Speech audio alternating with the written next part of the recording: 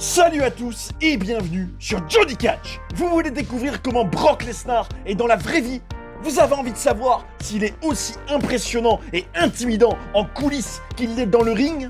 Vous vous demandez si la carrière de la bête incarnée aurait pu être différente? Vous êtes au bon endroit, parce qu'aujourd'hui, on va vous révéler 7 histoires folles sur Brock Lesnar qui vont à coup sûr enrichir, voire changer la vision que vous aviez peut-être de lui. Vous êtes bien sur Johnny Catch, le top 7 des histoires folles sur Brock Lesnar. C'est parti!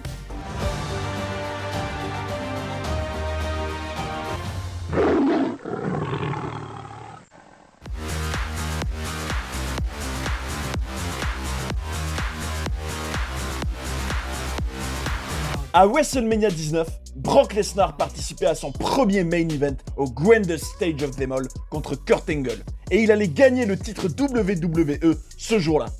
Mais ce qu'on retient peut-être le plus de cet affrontement, c'est pas tant que ça le résultat, mais surtout l'hallucinant shooting star press que Brock a effectué de la 3e corde en fin de match. Une prise généralement réservée à des bien plus petits gabarits et qui a failli lui coûter la vie, puisqu'il va se rater et atterrir sur la tête.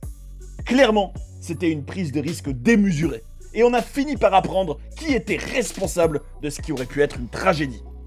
Dans son livre, Lesnar a raconté qu'il ne voulait pas faire le shooting star press à la base, qu'il trouvait que ça n'avait pas de sens. Mais selon lui, c'est l'officiel de la WWE, John Laurinaitis, qui l'a presque obligé à le faire. Ce jour-là, c'est Laurinaitis qui était en charge du match entre Brock et Kurt Angle. Et apparemment, il voulait y faire quelque chose de spécial, parce qu'il était question qu'il prenne la place de Jim Ross comme responsable des relations avec les talents. Il voulait marquer le coup, et ce shooting star press, c'était son idée exceptionnelle. Malgré la réticence de Brock et le fait que ce dernier n'avait plus fait la prise depuis plus d'1 an, Laurinaitis a insisté et lui a dit que ce serait son WrestleMania moment. Vous vous rendez compte qu'à cause de l'ambition personnelle d'un officiel aux dents qui rayent le parquet, Brock Lesnar a failli se tuer? C'est vraiment une histoire complètement folle.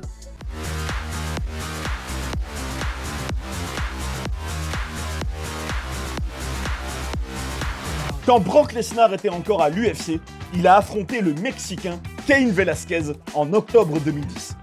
Même si ce jour-là, il s'est malheureusement fait dézinguer, c'est dans l'après-match et là où on s'y attendait le moins qu'a eu lieu le moment le plus intéressant de cet événement. Dans le public, après le match, le journaliste Ariel Helwani était en train d'interviewer quelqu'un qui venait d'assister au match et qui est une légende absolue de la WWE, l'Undertaker. Et une scène incroyable s'est déroulée. En pleine interview, Brock Lesnar, qui sortait de son combat, va passer à côté du Deadman. Et il va y avoir une courte confrontation dans laquelle Taker va lui dire « Wanna do it? Tu veux le faire ?» Brock va s'en aller et cette interaction va faire le buzz. Qu'est-ce que ça voulait dire? Pourquoi l'Undertaker avait dit ça? C'est longtemps resté un mystère, mais Taker finira par lever le voile sur la raison de sa présence ce jour-là et de cette interaction.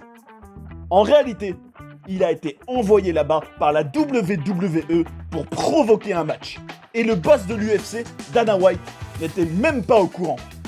Son but était de le ramener dans le monde du catch. C'est complètement fou, non? Le fameux match entre Brock et l'Undertaker à WrestleMania 30 en 2014, qui marquera la fin historique de la streak du Deadman au Showcase des Immortels, aurait en fait pu avoir lieu dès 2011. Pouvez-vous seulement imaginer comment les années 2011-2013 auraient pu être différentes si c'était arrivé? Je trouve que c'est hallucinant.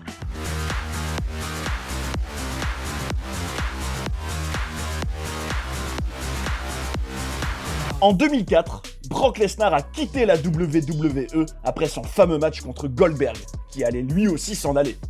Un match qui a été pris en grippe par le public du Madison Square Garden ce jour-là. Mais est-ce que vous saviez qu'après son départ, Brock Lesnar s'est retrouvé dans de telles batailles juridiques qu'il avait l'impression d'avoir le couteau sous la gorge et qu'un jour, alors qu'il était bourré, il s'est fait faire son célèbre tatouage pour symboliser ça?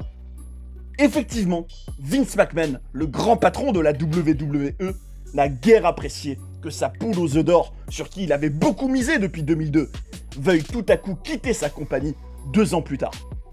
Et pourtant, Vince a tout essayé pour le convaincre de rester, en lui offrant un certain nombre de week-ends de repos et même un jet privé pour que la vie sur la route lui déplaise moins.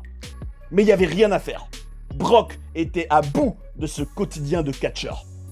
Dans son livre, il a donné sa vision pas très glorieuse de comment il voyait le monde du catch à cette époque. Selon lui, les superstars ne pouvaient pas avoir de vie de famille, et tout ce qu'ils avaient, c'était la WWE. Et il pense que c'est comme ça que Vince McMahon finissait par tous les posséder. Il dit que dans les vestiaires, il voyait des vétérans comme Ric Flair piégés dans cette vie, en lambeaux physiquement. Des mecs qui buvaient et enchaînaient les antidouleurs juste pour pouvoir avoir un autre match, alors qu'ils manquaient les anniversaires de leurs enfants. Au final, quand Brock a voulu partir, Vince McMahon lui a fait signer une incroyable clause de non-concurrence que Brock n'avait même pas vraiment lue, tellement il avait hâte de partir. Et il va se retrouver dans une situation à ce moment-là où la WWE ne veut plus de lui. Mais pour autant, la compagnie l'interdit de retrouver tout autre travail. Ça mènera à une bataille juridique de quasiment 1 an qui coûtera beaucoup d'argent à Brock, qui se fera donc tatouer pour symboliser tout ça. Et personnellement, je trouve ça sacrément ironique quand on sait que des années plus tard, la compagnie fera tout pour sans cesse le faire revenir et lui offrir des contrats mirobolants.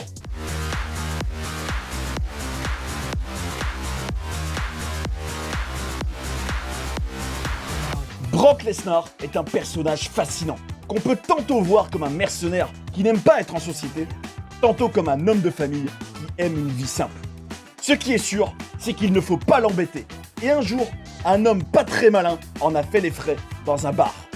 Alors que Brock était venu récupérer ses boissons au comptoir pour ses amis et lui, l'individu va être persuadé que c'était ses boissons à lui. Et après que Lesnar lui ait dit que non et soit parti du comptoir, le type va lui jeter un verre dessus. À ce moment-là, sans hésitation aucune, Brock n'a eu qu'une chose en tête, le tataner.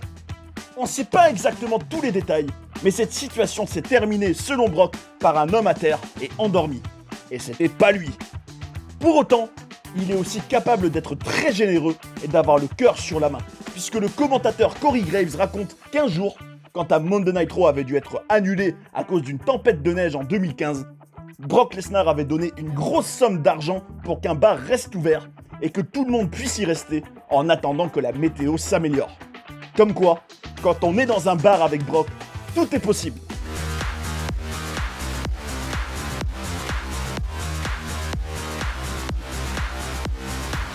Quand Brock Lesnar et Kurt Angle étaient en même temps à la WWE au début des années 2000, il faut prendre suffisamment conscience qu'il y avait en même temps dans les vestiaires une force de la nature qui était champion universitaire national de lutte et un phénomène qui avait gagné une médaille d'or aux Jeux Olympiques alors qu'il avait le cou brisé. Un beau jour, quelqu'un va avoir l'idée de demander à Brock qui gagnerait un combat entre Kurt et lui. À ce moment-là, Lesnar lui a dit qu'il tuerait Kurt parce qu'il est trop petit. D'ailleurs, Brock dit lui-même dans son livre que Kurt Angle n'a jamais été vu comme un top guy de la compagnie par Vince McMahon parce qu'il n'était ni assez musclé, ni assez grand de taille. Quand Kurt va avoir écho de ça, il va défier Brock à un match de lutte. Et c'est ce qui va arriver. Alors qu'ils sont à quelques heures de faire un show et qu'il n'y a donc pas encore de public, ils vont s'affronter dans le ring. Et là, pendant 15 minutes, ils ont eu une confrontation sportive très serrée selon Kurt. Mais que ce dernier a fini par gagner, étant donné qu'en tant qu'ancien champion olympique, il était meilleur que Brock en lutte. Mais pour autant, Kurt Angle dit qu'il y a été malmené comme il ne l'avait jamais été avant, et que c'était une expérience qu'il ne voulait plus jamais revivre. Pouvez-vous seulement imaginer comment une personne banale se sentirait après un combat contre Lesnar, si même un champion olympique en sort traumatisé ?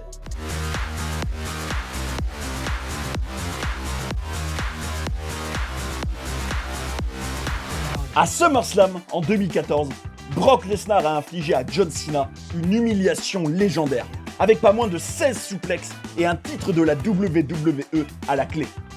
C'est une victoire qui avait marqué les esprits à l'époque, d'autant plus que quelques mois avant, Brock avait déjà mis fin à une série d'invincibilité de 21 ans de l'Undertaker à WrestleMania. Mais ce qui est particulièrement intéressant, c'est que John Cena a révélé récemment que c'est Brock et la légende Stone Cold Steve Austin qui ont eu cette idée des suplexes alors qu'ils dînaient ensemble juste avant SummerSlam. A priori, l'idée était de commencer par une suplexe, puis de ne plus s'arrêter, d'en faire plein jusqu'à la victoire finale de Brock.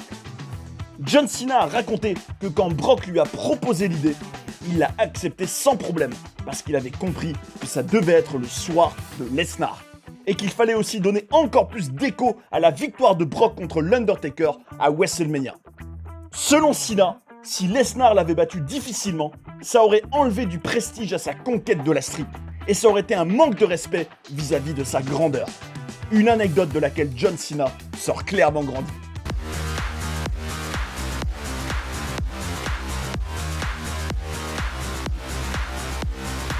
Et le numéro 1 a eu lieu à l'époque où Brock Lesnar était à l'UFC. Alors qu'il avait perdu son premier combat contre Frank Mir, il était dos au mur et devait absolument faire ses preuves à Dana White, le patron de la compagnie, pour que ce dernier veuille bien le garder. Le 9 août 2008, il allait avoir cette opportunité contre Heath Ewing. Mais c'est dans les coulisses qu'a eu lieu une scène qui a surmotivé Brock et lui a donné envie de massacrer son rival.